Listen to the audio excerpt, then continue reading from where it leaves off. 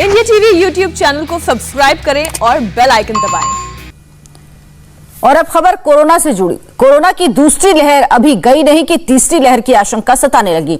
इस बीच लोगों की लापरवाही, अनलॉक होने के बाद कई शहरों में भीड़ की ऐसी तस्वीरें सामने आ रही जिसे देखकर चिंता होती है, क्योंकि इस बीच नए वेरिएंट डेल्टा प्लस के केसेस में इजाफा हो रहा है।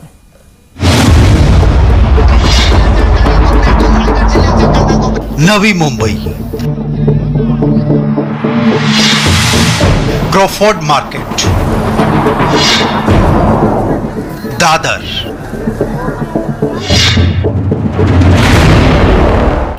कुर्ला। मुंबई और इसके आसपास उमड़ रही भीड़ फिर से खौफ पैदा करती है।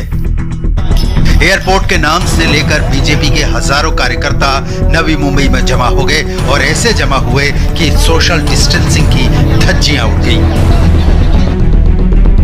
मुंबई के बाजारों में हर गुजरते दिन के साथ भीड़ बढ़ती जा रही है।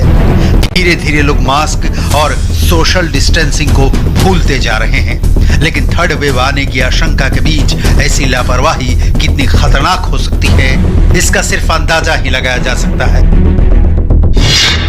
बहुत ही डेडली और डेंजरस कोरोना वायरस के नए वेरिएंट डेल्टा प्लस का जब खतरा मंडरा रहा हो, तो उस वक्त लापरवाह भीड़ महामारी को ओपन इनविटेशन दे रही है।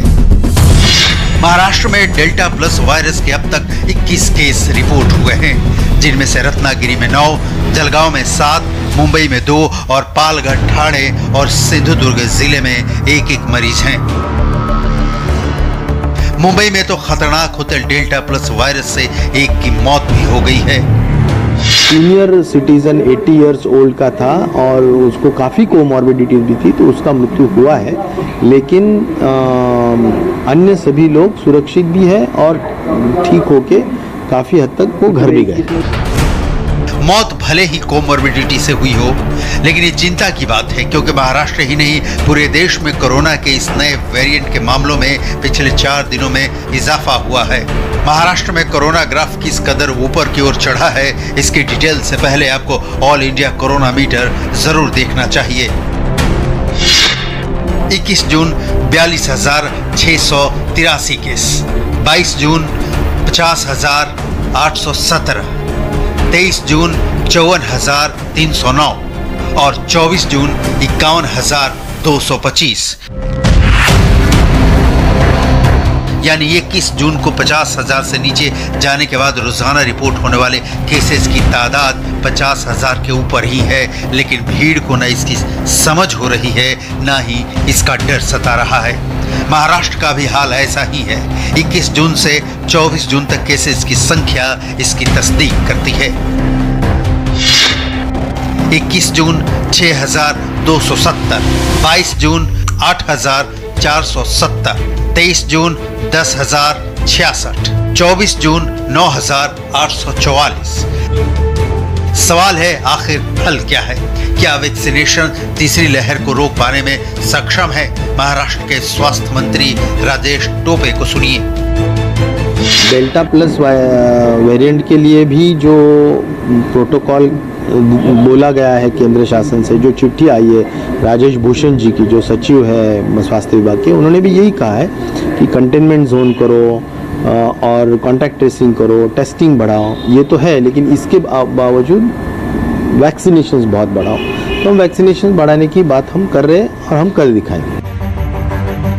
अनलॉक के बाद करीब करीब हर राज्य से लापरवाही की तस्वीरें सामने आ रही हैं। लोग कोरोना प्रोटोकॉल की धज्जियां उड़ा रहे हैं।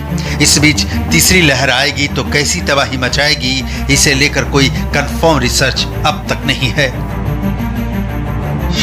It's too early to predict third wave because the third wave depends on so many other factors. Still, we are in the second wave and we have not touched the baseline as per se we talk about the second wave, right? So it's too early. Just 40 cases has been detected till now in India. Yes, that is the point of concern, but definitely in not early time we are going to see the third wave with this variant. Corona attack से बचना है तो mask, social distancing और vaccine के अलावा कोई विकल्प नहीं बचता। और ये तीनों हम सबके हाथ में है। तय हमें ही करना है कि कोरोना की चेन को ब्रेक करना है या तीसरी लहर को न्योता देते रहना है।